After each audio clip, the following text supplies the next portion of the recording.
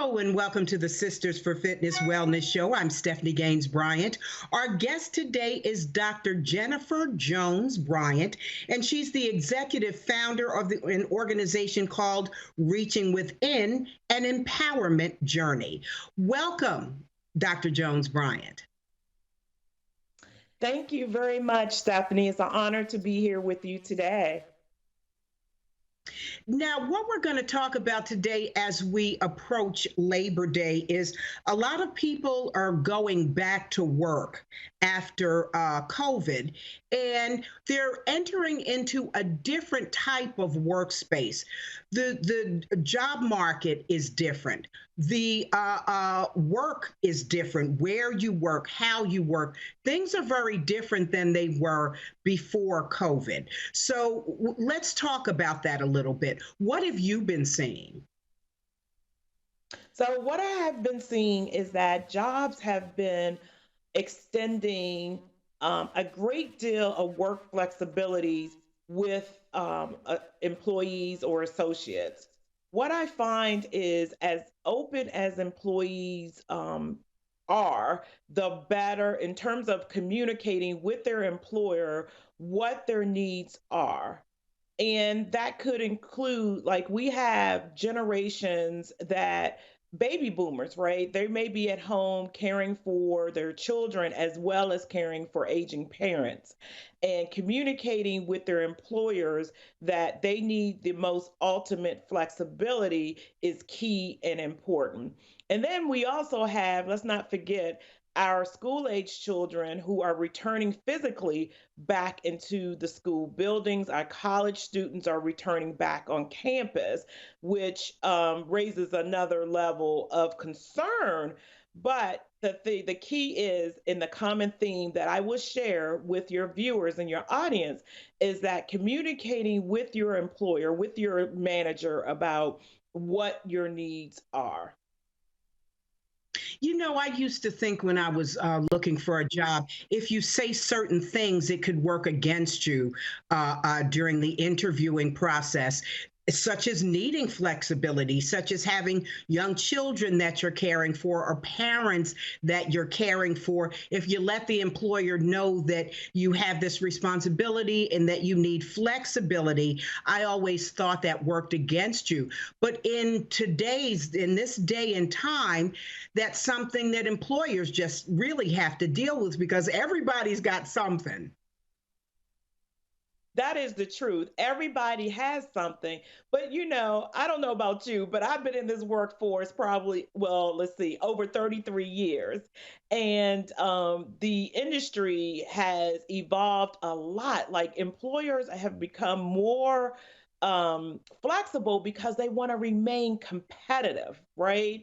There are companies like Google and Amazon and other Fortune 100 and 500 companies who have said, I want to work with our associates. We want to make sure that their experience here with us is great so we can retain the associates. Not only are they focused on recruiting high quality, but they want to retain highly skilled associates. I have to tell you personally, for me, I have been more productive being at home. I've heard that from a lot of people that they find that being at home, you think you'll work less or you'll be more distracted. But I've heard a lot of people, especially mature workers, say that they find being at home that they're much more productive. That is the truth because the time that you would have spent commuting, you're now spending in your office. Or, like, for me personally, this is what I like to share with my clients, and is that you have now more of an opportunity to manage your day better. I intentionally set out to take a walk at least 35 to 45 minutes a day, probably about 4 to 5 days out of the week. So I do that before I start my work day. And I intentionally block out my lunchtime as well to do what I need to do if it means that I run errands or whatever the case may be. I think employers are now getting it that the focus should be on results. The focus should be on outputs and outcomes. What is your employees, what are they delivering? You have a lot of people who lost their job as a result of COVID and who are going back out into the workforce. And how is the interviewing process different now than it was pre-COVID? What should you So do? the What are some of interviewing your tips? process, okay, no problem. I will definitely share some of those, Stephanie. So, the interviewing process may look a whole lot different than going into a physical building. Now, interviews are happening virtually. And so, what is important? Here are some tips. I'm going to give you some tactical tips, and then I'm going to give you some strategic tips. So, tactically, if you are preparing for your interview, make sure that you're in a well lit room. Make sure that you're dressed appropriately for the interview. The other piece too is make sure you put your do not disturb on in your computer because you don't want to get pinged and dings and everything going off during your interview and you being easily distracted. Make sure that you turn off your phones because again, you don't want to hear the dings and the chimes and all that other good stuff. Make sure that you're in a quiet room and that you will not be easily distracted. So, here's some strategic things. As you are looking to apply for jobs, think about what questions, anticipate what questions they may have for you. And I always share with my clients, put your response in the form of the STAR method. And you may ask me, what is the STAR method? The STAR method is the S is for the situation, providing the context of whatever results that you have. Because we remember employers would like to know what can you do for them. The T is the task. What are the tasks that you did to achieve? And what actions as a leader did you take to get that accomplished? And then the R is on results. If you've streamlined anything, if there has been any process efficiencies, if you saved money, if you were able to increase funds to go into that company, please share that. If you know the interviewers who you will be sitting down with, research them. Google can be your best friend. Research them, check them out, go on LinkedIn. The other piece is check out the company. Google the company, look at their business reports, see where there may be pain points. Because during the interview, you want to be able to show up with your results in hand to say, I have done this in the past, and this is how I can help your company, and this is what I can see that I can do. Also, check out Glassdoor.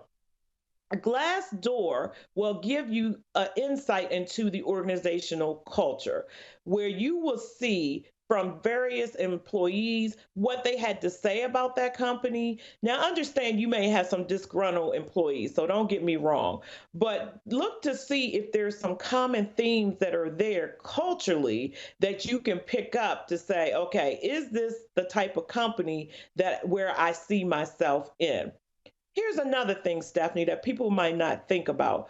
Although folks have been unemployed, there may have been some gifts, some ways in which they leverage their gifts, talents, and skill sets by volunteering. Volunteering, you need to quantify that work because that quantifying that work can turn into dollars and give you a higher per hour or higher salary rate. Sometimes people dismiss the volunteer work they may do in churches or they may do in the communities for nonprofit organizations. You need to quantify your leadership skills or whatever transferable skills that you are showing up. So those are some tips that I would provide to you. Now, a lot of people find themselves staying home because they can make more money staying home than they do going out into the workplace. How, in this new environment, do you ask for what you're worth? So, how you ask for what you're worth? Look, it's you can go on salaries.com to look at what the market is asking for to kind of do a comparative rate. But you can also compare if you decide, hey, I want to launch my own business. You can go out there and do market research through Google. You can go through your local business commerce center, business development center to see what rates are out there for whatever market that you're trying to go for. Now, if you think about how much you get paid per hour, or you think about your salary per year, again, looking at the market to see what they charge and what added value that you bring to the marketplace to close whatever gap. Never be afraid to ask for your worth. And sometimes you may not get that client, but the key is that might not be the right client for you. So it's important that you do the market research to see who's out there who will pay for your services. But that doesn't mean that you don't charge the market rate. Now, let me give you an exception that I made during the pandemic. My goal was to get 100 people back to work, right, early on in the pandemic. And I appeared on different media platforms to share my goal. And I did reduce my rate because I was considerate of what the market was bearing and what was going on. At the same time, I also partnered with like Small Business Development Center to say, I want to be able to equip folks with what they need to do in order to get back into the marketplace. Please invite as many people in your small business community so I can help them. And so that helped me to reach hundreds and hundreds of people. So, what did you do for these people? How did you help them? So what I did was I actually, for my one-on-one clients, I actually worked with them, and I had something called a career corporate bundle where I revamped their resume to make it more results focused because sometimes people have a tendency to list everything that they do. They list all their duties, and I'm saying no. Marketplace, the job market want to know what are you going to be able to do for them, what's in it for them. So I worked with them to customize and tailor and revamp their resumes to make it more outcome and output and result focused. The other thing that I did is that I took them through interview preparation and mock interviews. I spend an hour with each of my clients to go through and anticipated and potential questions, and we did Q&A. I provided real-time coaching, I provided real-time mentoring, and real-time feedback in terms of how they should show up during that interview. And then what I also did, based on their resume, I was able to bounce it up against a couple of job search sites that I have, and I gave them 5 leads with links in order for them to apply for jobs. So that's what I did on an individual basis. In a group setting, I took them through interview 101, which I spent an hour walking through how to prepare for an interview, similar to what I'm doing here now. And then I also took them through resume building 101, the do's and don'ts of resumes, how they should show up on paper. Because remember, you're interviewing every single day, whether you realize it or not. And that piece of paper is your first entryway into your introduction. And then the other piece that I did was I held a session on goal setting because I think it's incredibly important. As you're in this job market and you're searching, you need to figure out, where am I taking my career? Right? It's one thing to have a job, it's another thing to have a career. So being laser focused, being intentionally focused on structuring your goals to align with what they call the SMART technique, which is making your goals specific, measurable, action oriented, results oriented, and time bound. I walked several clients through that, as well as the Small Business Development Center. And plus, I also held career elevation workshops during the pandemic as well, where I partnered with other HR professionals to sit on a panel and to answer questions from all of those who came to the various workshops. It can be those small things. You were talking about showing up for the interview, how you should show up.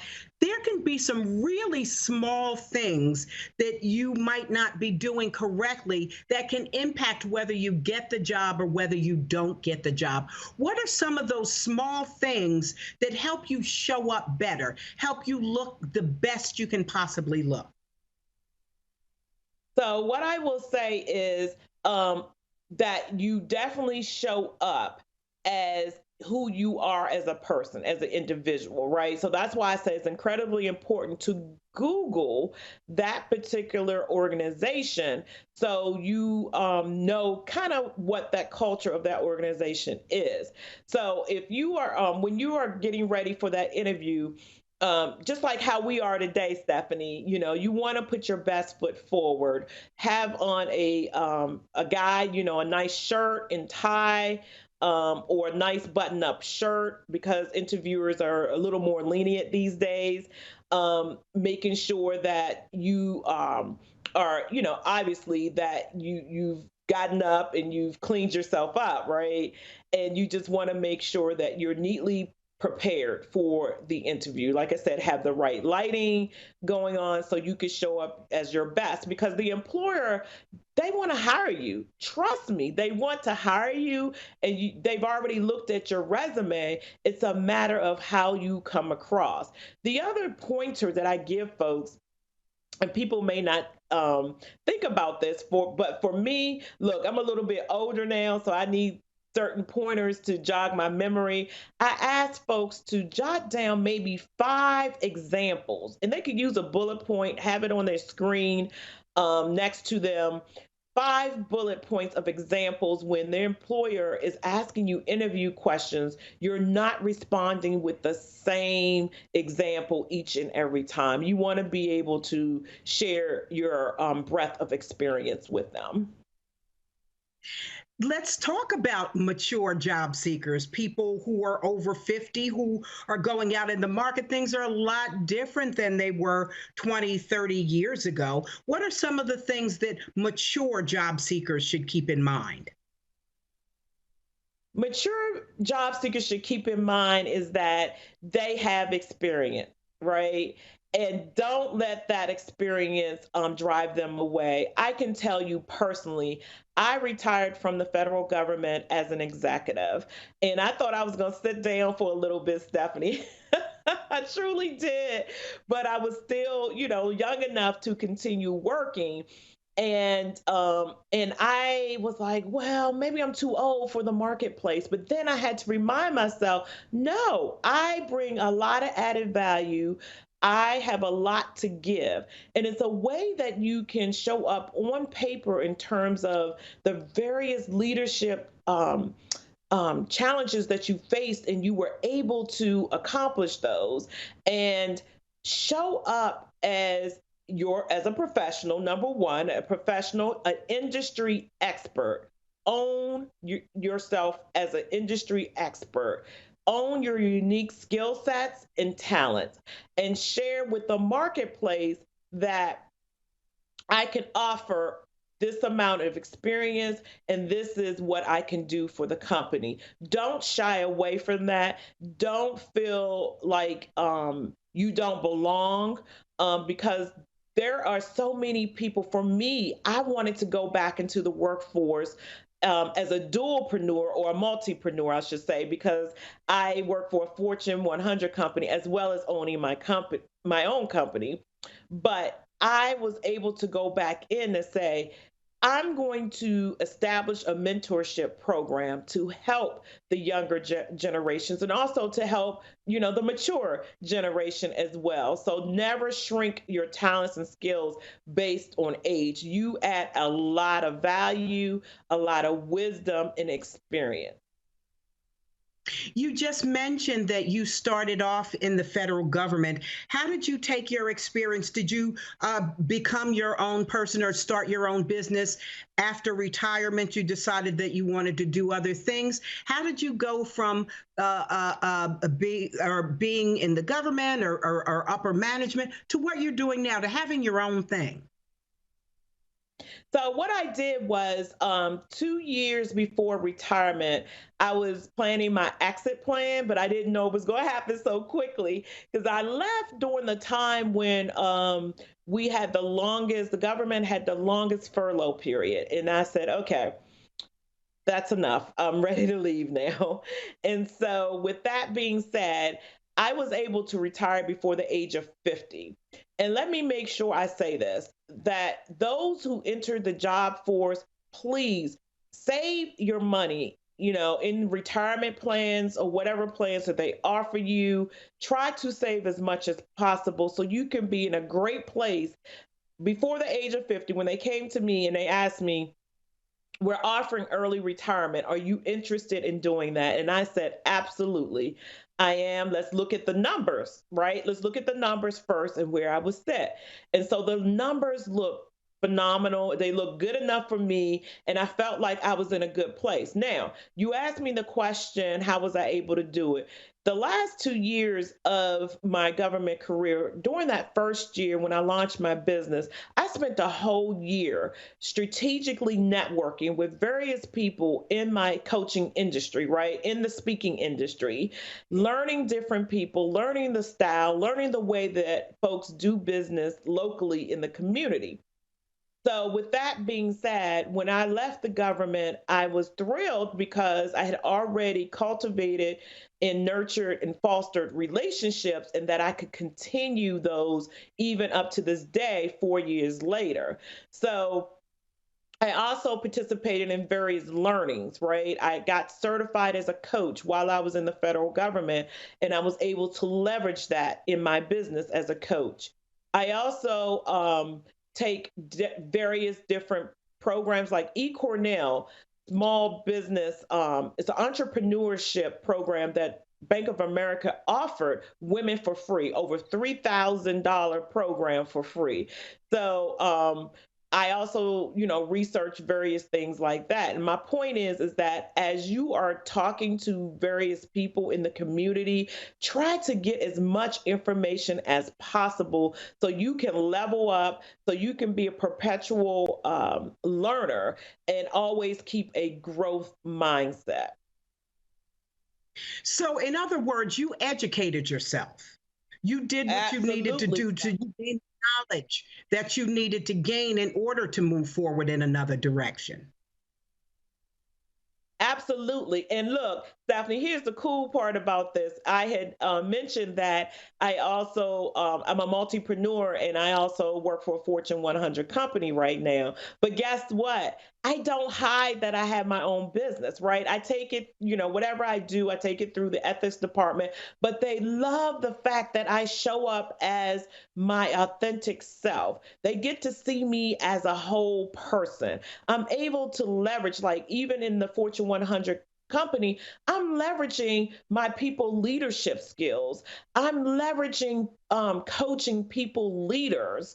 I am mentoring. Like I mentioned, I established an entire national mentoring program with a team of various volunteers. So whatever I do in my business, I also do during the day, but just for a different segment of people. And I feel like I'm just like living my dream all day long. And I know we talked about earlier about the work-life balance. I have work-life balance too. I can take vacations when I need to take vacations. I can take breaks during the day when I need to take breaks. So you just never know what you can get during this job market. Because I'm telling you, employers are being more competitive and want to be more flexible. In our last few minutes, I want you to tell us, do you think this is the future of employment, what we're going through now, where people are working from home, they're working from the office part of the time, they're doing their own thing? As far as I know, COVID has caused me to expand the things I do business wise. I'm a yoga instructor and I have a yoga studio. I added a senior citizens program. So people can take this time. Do you think people are going to take this time or can take this time to be more creative? Oh, absolutely. People are starting to or have pivoted their business, that whatever was on site, like workshops I mentioned, they're delivering them online. Classes are taking place online. Look, even if you're trying to do team building events, like you mentioned, yoga instructor, we have yoga instructors that come in to our business. We've done scavenger hunts. We've done paint and sip, right? Team building events. So a lot of organizations, a lot of companies have pivoted during this time in order to stay relevant in this market. So you definitely have to shift your mind, like any work products or services that you may have. Like I have put some of my classes online. I have put guides online. A lot of folks are doing things virtually. So this is here to stay, right? And then even when things open back up, Stephanie, folks may still have a hybrid approach where they will have materials online that's evergreen, that's always there, where people can have access to trainings, and then they may do that in person. And even speaking engagements, they're happening virtually, and some are on site. So we have to have in our mindset that hybrid approaches or virtual approaches, it's here to stay, in my opinion. You know, as a person over 50, I've been so proud of myself because I've learned so much when it comes to computer stuff, social media stuff, putting stuff online, stuff that I probably would have never explored before. I found I had to learn some things, and there wasn't anybody to ask. I had to sit down and learn for myself. Absolutely. Same here, Stephanie. There's so many things, and I cheer in my office when I do something right. I'm like, yes, I did it. I did it. I did it. But then, we look, I have to say this, those over 50, right? I'm 52, right? And things that I do now, I get so happy about it, right? I get so happy. I don't have to call my daughter in and say, can you show me this? Can you show me that? I get super excited. That means we are keeping up with technology. It's been really a pleasure talking to you about, the job market and how on this Labor Day week, how things have changed and where we're going with this thing. It's just been an absolute pleasure speaking with you today, Dr. Jennifer Jones-Bryant. And we're not related. Yeah, we figured that out, right? But I think we figured that out. Back in the roots, somewhere. Your family may be related to my family in some way. But thank you so much for joining us. You've been watching the Sisters for Fitness Wellness Show. I'm Stephanie Gaines-Bryant. Enjoy the rest of your day.